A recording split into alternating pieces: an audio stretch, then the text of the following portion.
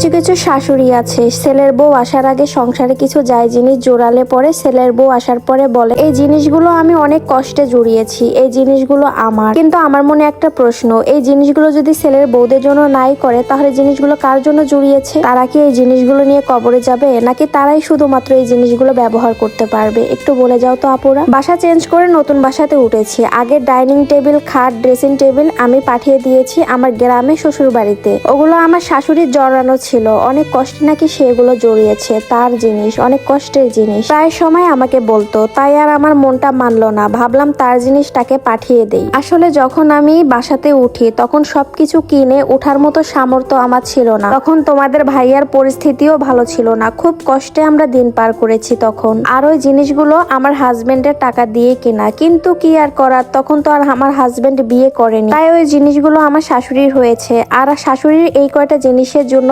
প্রতিনিয়তই আমাকে খোটা দিত, কালকেও আমাকে খোটা দিয়েছে। তাই আমার হাজবেন্ড বলল এই জিনিসগুলো তুমি বাড়িতে পাঠিয়ে দাও, চলো আমরা কিছু ফার্নিচার কিনি, থাকি বাসা ভাড়াতে। এখনো নিজে একটা বাড়ি করতে পারিনি, কিন্তু আমি যদি দামি দামি ফার্নিচার কিনি এগুলো তো নষ্টই হয়ে যাবে। আমার ইচ্ছা ছিল সুন্দর একটা বাড়ি করব, তারপরে ওই বাড়িতে আমি সুন্দর সুন্দর ফার্নিচার জোড়াবো। কিন্তু কিছু আর করার নেই, পরিস্থিতির শিকার হয়ে কিনে নিলাম দামি দামি কিছু হাতিমের ফার্নিচার। অনেক আপুরা কমেন্ট করে বলতিছো পার্টেক্স এর খাট কিনেছি, শিপের খাট কিনেছি, এগুলো 7,000 হলেই পাওয়া যায়। আসলে আপুরা না জেনে কাউকে কোনো কিছু কমেন্ট করবেন না। যারা হাতিমের ফার্নিচার চিনে তারাই শুধু জানবে এগুলো কিসের ফার্নিচার। এগুলো অরিজিনাল সেগুন কাঠের ফার্নিচার আর হাতিম শোরুম থেকে নেওয়া। যারা হাতিমের ফার্নিচার ব্যবহার করতেছে বা হাতিমের শোরুমে গিয়েছে তারাই জানবে এগুলোর প্রাইস কিরকম আর কাঠগুলো কতটা ভালো। প্রাইস বললে অনেকে বলবো আমি শো আপ করতেছি, তাই প্রাইসটা বললাম না, গোপনেই রাখলাম। যাই হোক, আমার এই খাটটাই পছন্দ হয়েছে আর একটা ডাইনিং টেবিল ভালো লেগেছে। একটা ড্রেসিং টেবিলও কিনতে গিয়েছিলাম, কিন্তু বাজেটে কোলায়নি। যা টাকা ছিল দুইটা কিনেই আমাদের টাকা শেষ হয়ে গেল, তাই আর ড্রেসিং টেবিলটা কিনলাম না।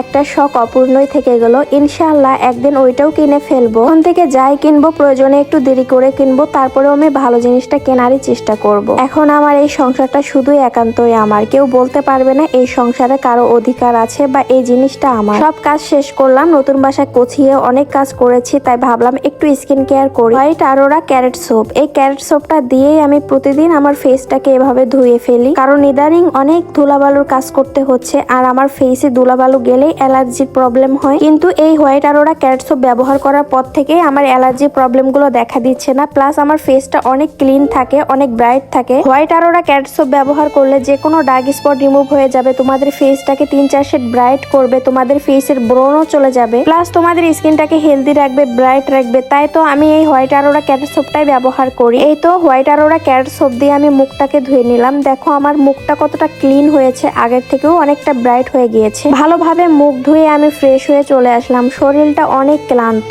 মনে চায় না আর কোনো কাজ করি। এখন আমি ডাবো ক্রিমটা ব্যবহার করব। এই কোরিয়ান ডাবো ক্রিমটা অনেকেই আপুরা জিজ্ঞেস করতেছো এই ডাবো ক্রিমটা আমি কোথা থেকে নিয়েছি। কোরিয়ান ডাবো ক্রিমটা আমি নিয়েছি সামিয়াস ভ্যানিটি পেজ থেকে। এই ডাবো ক্রিমটা প্রায় 3 বছর যাবত আমি ব্যবহার করি। এই ডাবো ক্রিমটা ব্যবহার করলে তোমাদের ড্যামেজ স্কিন রিপেয়ার হবে, তোমাদের পাতলা স্কিনটাকে ভারী করবে, মুখের যে কোনো দাগ স্পট রিমুভ করবে, ফেসটাকে হেলদি রাখবে। মুখের চামড়া অনেক পাতলা হয়ে গিয়েছে, রগ দেখা যাচ্ছে, মুখটা অনেক তেলতেলে ভাব, এই ডাবো ক্রিমটা ব্যবহার করলেই সবকিছুর সমাধান হয়ে যাবে, প্লাস ফেসটাকে ব্রাইট করবে।